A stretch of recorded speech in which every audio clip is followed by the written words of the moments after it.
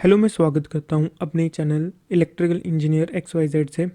तो हमारा जो आज HPJ इलेक्ट्रिकल पोस्ट कोड 530 का पार्ट नंबर 5 है। तो चलिए हम जो है स्टार्ट करते हैं। आज का पहला क्वेश्चन 51 इन अ BJT। तो इसमें जो है फॉर्मूले के बेसिस में क्वेश्चन पूछा गया है। तो सबसे पहले अगर हम बात करें, जो अल्फ़ा होता है उसको बोलते हैं कॉमन बेस, बीटा को कॉमन एमीटर एंड गामा को कॉमन कलेक्टर के नाम से जाना गया है। यहाँ पर जो हमारे पास IE मीन्स एमीटर जो करंट होता है is equal to base current plus collector current जो है हमें देखने को मिलता है। अगर इसमें बात करें कॉमन बेस मीन्स अल्फ़ा में, तो that is IC upon IE, और बीटा की बात करें तो IC अपॉन IB, और गामा की बात करें तो IE अपॉन IB होता है। तो अगर इसमें हम जो है फॉर्मूले देखते हैं इसके, तो हमें पता है कि जो अल्फ़ा इंटू IE इसको हम लिख सकते हैं IC। और अगर हम देखा जाए तो IE को कैसे लिख सकते हैं, IE is equal to IB plus IC। बस इसमें क्या करना है कि हमें जो IC है वो इस साइड लेकर आना है और IB इस साइड हो जाएगा। तो IC अपॉन IB को हम क्या बोलते हैं, बीटा बोलते हैं। और alpha upon 1 minus of alpha that is beta. तो beta is equal to alpha 1 minus of alpha. तो यहाँ से एक फॉर्मूला हमारा आ जाता है। अगर इसमें हम सेकंड की बात करें तो हम बीटा इंटू IB करेंगे इज इक्वल टू IC। और बेस करंट को हम लिख सकते हैं emitter current minus of collector current.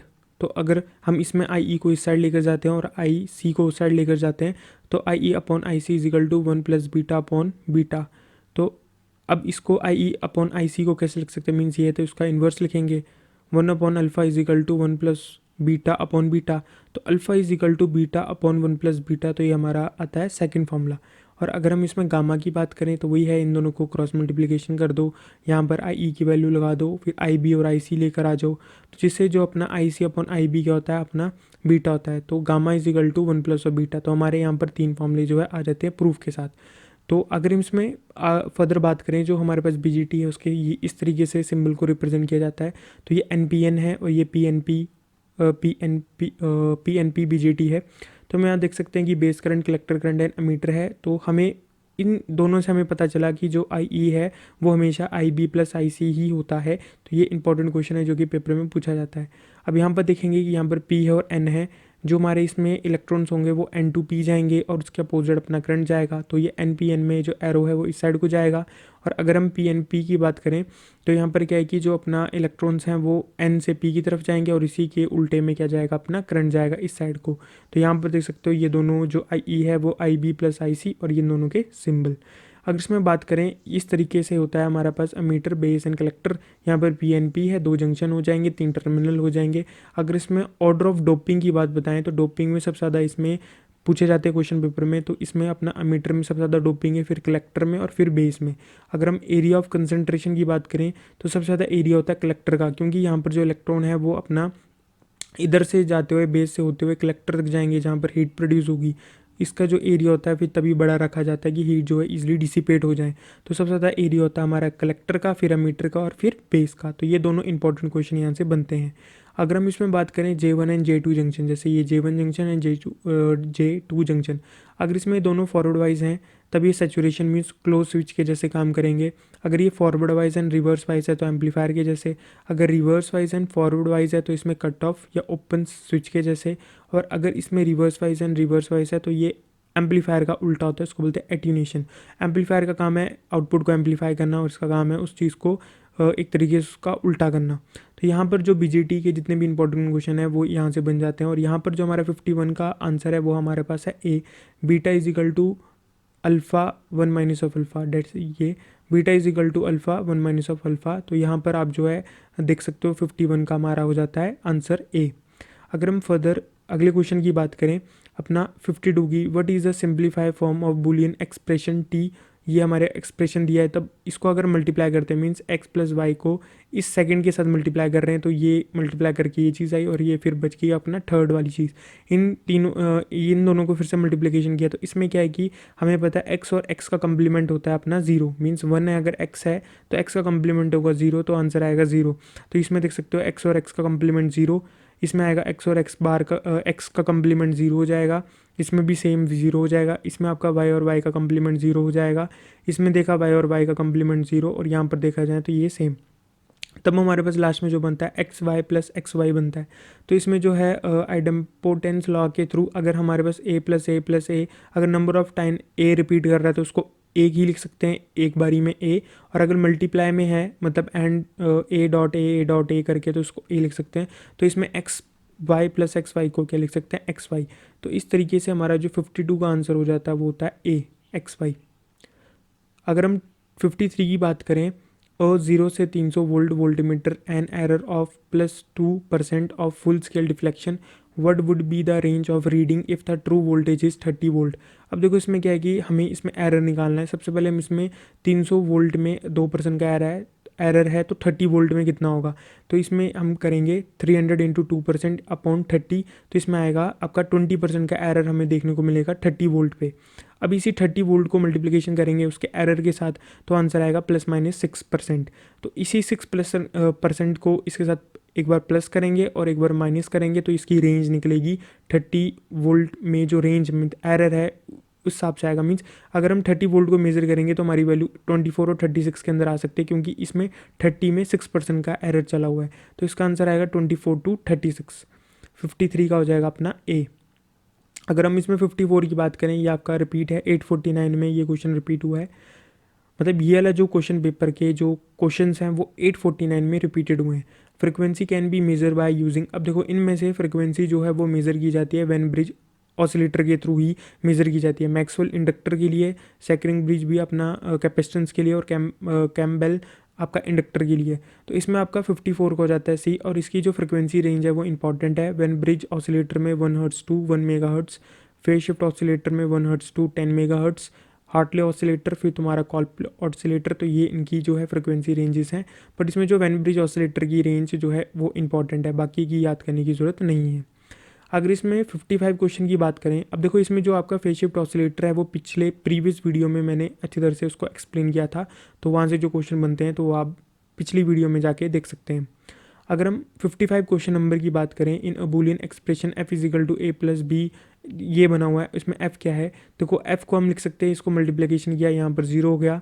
अब इसमें f is equal to a complement b plus A C plus B C, इसको और अगर मिनिमाइज़ करना है तो हम के मैप का इस्तेमाल करेंगे, जहाँ पर कि अपना 1n1 जब इसको सॉल्व करेंगे हम तो f is equal to a complement b plus A C, जो हमारा आंसर नंबर सी है वो यहाँ पर जो है आता है।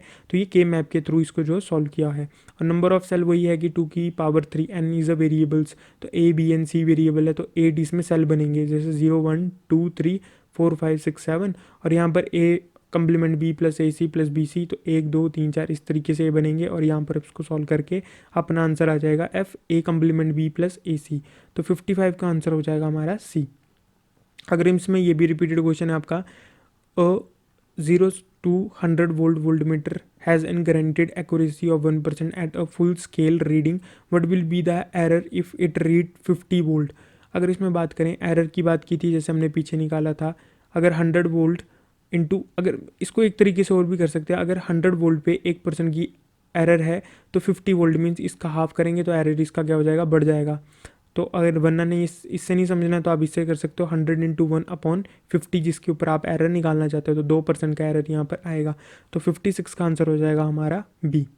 अगर हम 57 की बात करें, a body reflecting entire radiation incidenting on it is called, वही है कि वाइट बॉडी में जो भी आपका रेज होती है वो रिफ्लेक्ट कर देती है और ब्लैक बॉडी इसको जो है एब्जॉर्ब कर लेती है। तो 57 का हो जाएगा हमारा ए। अगर हम 58 क्वेश्चन की बात करें, अगर 58 क्वेश्चन है, in dash welding it is necessary that the surface to be weld are clean dust and dirt free. सबसे पहले वेल्डिंग क्या है, देखो welding it is a process of joining 2 और मोर देन 2 मेटल परमानेंट। तो ये हो गया आपका वेल्डिंग की थोड़ी सी डेफिनेशन। अब मेथड ऑफ वेल्डिंग में आता है, एक प्लास्टिक वेल्डिंग होता है, एक फ्यूजन। ये दो क्वेश्चन की, इन दो के ऊपर क्वेश्चन पूछा जाता है पेपर में। अब प्लास्टिक वेल्डिंग में अपना आती है एग्जांपल रेजिस्टेंस वेल्डिंग, और फ्यूजन वेल्डिंग में आती है आपकी आर्क वेल्डिंग। अब देखो प्लास्टिक वेल्डिंग में होता क्या है, in this metal are heated to their plastic state and then joining by external force. सबसे पहले इन दोनों को हीट किया जाता है, उसके बाद इसमें फोर्स लगा के इसको जोड़ा जाता है, इसको बोलते हैं आपका प्लास्टिक वेल्डिंग।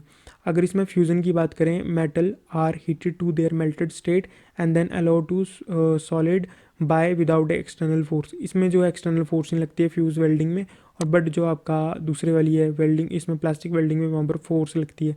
तो इसको एक और नाम से जाना जाता है फ्यूजन वेल्डिंग को, नॉन प्रेशर वेल्डिंग से।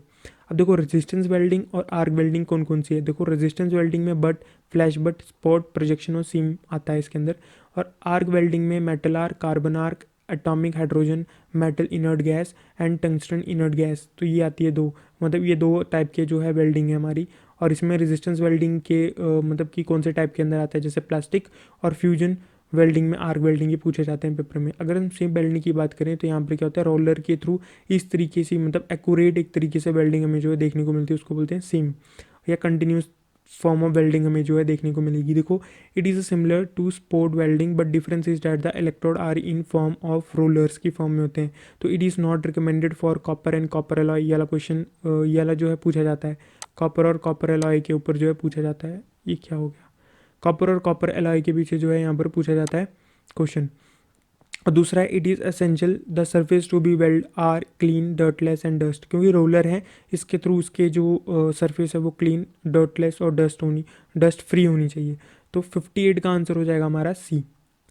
अगर हम इसमें 59 की बात करें, the illumination at the surface due to a source of light place at a distance D from the surface varies. अब देखो दो प्रकार के एलिमिनेशन के लॉ हैं, inverse square law and Lambert cosine law. अब देखो जो आपका पहला है इन्वर्स स्क्वायर लॉ क्या बोलता है, देखो the elimination of surface is inversely proportional to the square of distance between the parallel surface and the point of the light। अब देखो इसमें A is the area of the parallel surface है, means ये A1 A2 A3 A4 और D हमारा distance है। जैसे ये सोर्स ऑफ ये पॉइंट सोर्स है तो यहाँ से D1 में आपका A1 है, पैरेलल में D2 में आपका फिर ये एरिया सरफेस हो गई, फिर D3 में इतना और D4 में इतना। तो ये जो हमारा इन्वर्स स्क्वायर लॉ ये बोलता है कि जो आपका एलिमिनेशन है, जितना आप इस पॉइंट से दूर जाओगे उतना आपका जो एलिमिनेशन है वो आपका कम होगा, मीन्स उसके इन्वर्सली प्रोपोर्शनल में होगा। तो means E is inversely proportional to D square. जितना आप दूर जाओगे पॉइंट सोर्स से उतना आपका जो एलिमिनेशन है वो आपको कम देखने को मिलेगा, और जितना आप पास जाओगे मीन्स A1 में आपका जो एलिमिनेशन है वो ज़्यादा देखने को मिलेगा और A4 में जो एलिमिनेशन है वो कम देखने को मिलेगा। मीन्स बोलें कि A1 में प्रकाश की इंटेंसिटी ज़्यादा है और इसमें जो आपकी बोलें कि लाइट की इंटेंसिटी A4 में हमें जो है कम देखने को मिलेगी, तो वो हमारा इन्वर्स स्क्वायर लॉ बोलता है। तो ये दो जो लॉ है वो हर बार पेपर में पूछे जाते हैं। अगर इसमें बोला जाए लैम्बर्ट कोसाइन लॉ, देखो the illumination of the surface is directly proportional to the cosine angle between the normal and incident flux E is equal to I D square cos theta. अब देखो ये फॉर्मूला होता है, देखो ये कहता है कि देखो ये अपना बल्ब है, अगर ये नॉर्मल है इसमें एंगल 0 है, फिर हम बढ़ाएंगे एंगल 30 हो जाएगा, फिर बढ़ाएंगे इसमें 60 हो जाएगा, फिर बढ़ाएंगे 80 हो जाएगा। तो ये कहता है कि जो आपका डिस्टेंस के ऊपर तो ये डिपेंड कर ही रहा है, अब ये एंगल के ऊपर भी डिपेंड कर रहा है, क्योंकि E is proportional to cos theta हो जाएगा यहाँ पे।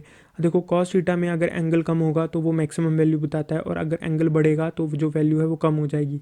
तो हमें जो मैक्सिमम इसकी जो इल्यूमिनेशन मीन्स इसका जो रोशनी है वो सबसे ज़्यादा देखने को मिलेगी इसके नॉर्मल में, मीन जहाँ पर एंगल हमारा 0 डिग्री बनेगा तो यहाँ पर 100% लूमन मिलेगा। फिर जैसे जैसे दूर जाएंगे और एंगल बढ़ता रहेगा तो आपका 80% लूमन, फिर 60% लूमन और 40% लूमन हमें जो है देखने को मिलेगा। तो यह है आपका लैम्बर्ट कोसाइन लॉ, और ये है आपका इसमें कौन सा इन्वर्स स्क्वायर लॉ। तो इन्वर्स स्क्वायर लॉ बोलता है कि जितना आप पॉइंट ऑफ सोर्स से दूर जाओगे तो उतनी आपकी रोशनी कम हो जाएगी।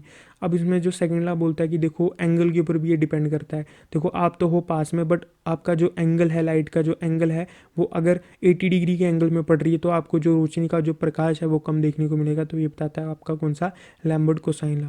अगर इसमें आज लास्ट क्वेश्चन की बात करें 60 क्वेश्चन, और 0 वाट लैम्प कंज्यूम पावर ऑफ।